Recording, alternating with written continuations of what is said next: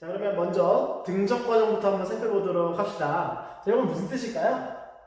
등까지는 알겠는데 적은 뭔지는 모르겠죠?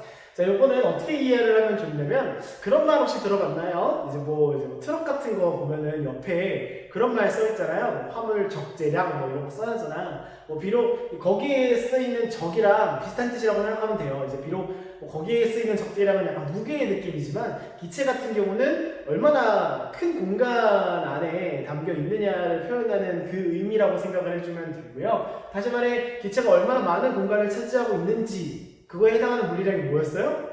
부피였죠, 부피. 그래서 등적 과정 같은 경우는 뭐가 일정한 과정이다? 기체의 부피가 일정한 과정이다. 기체 부피 변화량이 없는 연력 과정이다 라고 생각을 해주면 됩니다.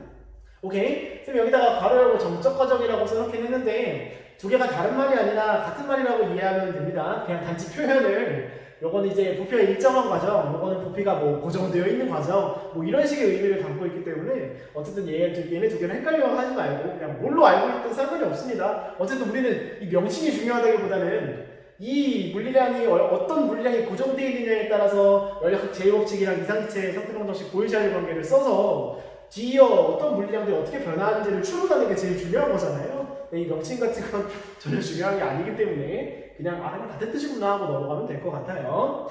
부피 변화가 없는 과정이다. 앞서서 선생님이 뭐 단열 과정이나 등온 과정을 다뤄줄 때 기체의 부피가 변화하는 걸 뭐에다가 연결을 지어서 생각하라고 했었죠?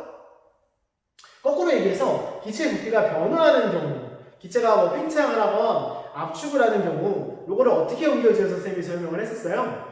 기체가 팽창을 한다는 것은 기체 분자가 외부로 일을 해주고 있다는 소리고 기체가 압축이 된다는 것은 외부로부터 기체에 일을 해주고 있다. 다시 말해 기체가 외부에서 일을 받고 있다는 거랑 같은 뜻이라고 했었잖아요. 근데 팽창도 압축도 하지 않는 부피 변화가 없는 상황이라면 어떤 식으로 해석을 하는 게 맞겠어요?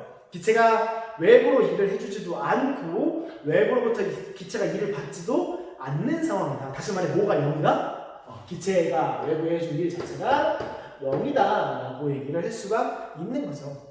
우리가 연력학 과정에서는 항상 기체 부피 변화가 일과 연결이 자동적으로 되어진다는 것을 명심합시다. 자, 그러면 기체가 해줄 일이 없다는 건 연력학 제곱칙이 어떻게 바뀐다는 소리예요?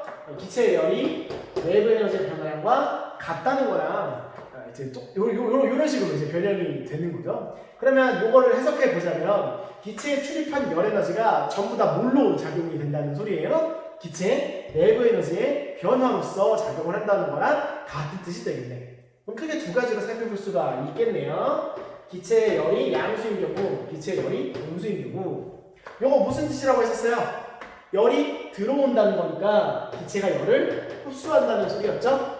기체가 외부로부터 열을 흡수한다. 거꾸로 말하면 우리가 기체에게 열을 공급해주는 상황. 거꾸로 열이 음수라는 건 기체로부터 열이 빠져나가는 상황이라고 했으니까 이거는 기체가 열을 방출하는 상황이다. 이렇게 이해하면 된다고 했었죠? 이제 연결이 되니까 조금씩 좀 감을 잡아갔으면 좋겠는데 과정이 달라지긴 했지만요. 이렇게 뭐 물리적인 의미를 찾고 연결 지어가는 건 앞에 과정이랑 방식은 다 똑같거든요. 그 부분을 여러분들이 좀 캐치했으면 좋겠어요. 자, 기체가 열을 흡수하는 경우 어차피 연력학 제곱칙에 의해서 열을 흡수한다는 건 내부 에너지의 변화가 그대로 연결을 지어진다고 했으니까 얘가 양수면 모두 양수여야 돼요. 내부 에너지 변화량도 양수여야 한다. 변화량이 양수다? 그럼 내부 에너지는 증가하고 있다는 소리네. 근데 기체 내부 에너지는 뭐랑 연결이 된다고 그랬죠? 기체의 온도랑 연결이 된다고 했으니까 내부 에너지가 증가한다는 것은 모두 똑같이 증가한다는 거, 기체의 온도도 증가한다는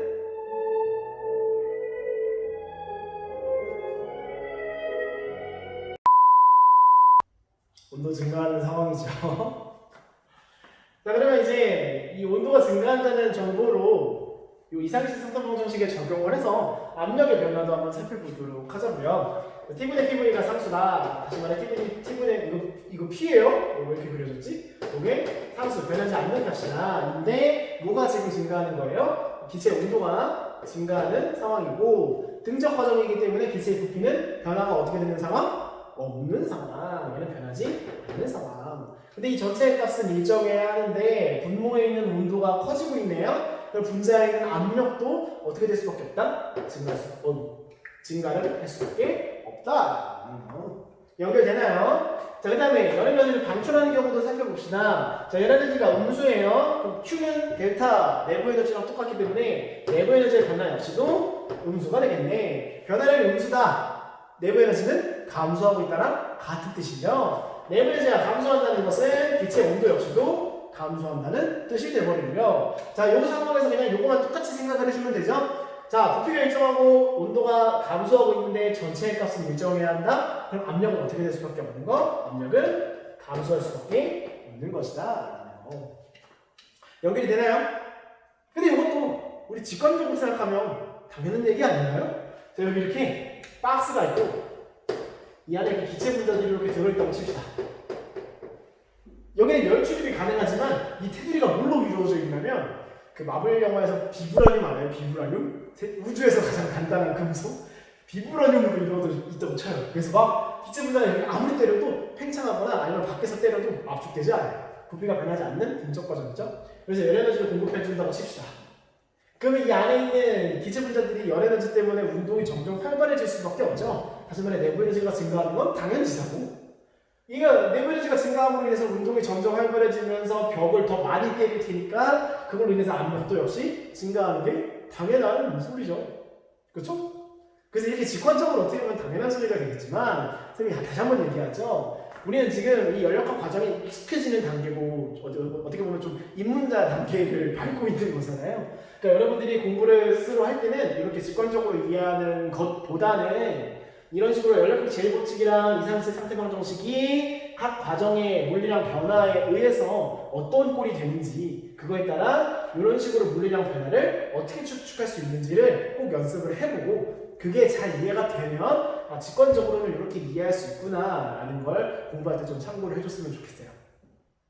무슨 말인지 잘 알겠죠? 자, 그럼 이제 압력이 변하지 않는 등압 과정 혹은 정압 과정이라고 부르는 과정에 대해 한번 알아보도록 합시다.